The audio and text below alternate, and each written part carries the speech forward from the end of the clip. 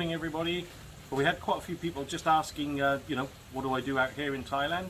So I thought today I'll take you to the factory, show you around. Just a very quick tour, nothing boring.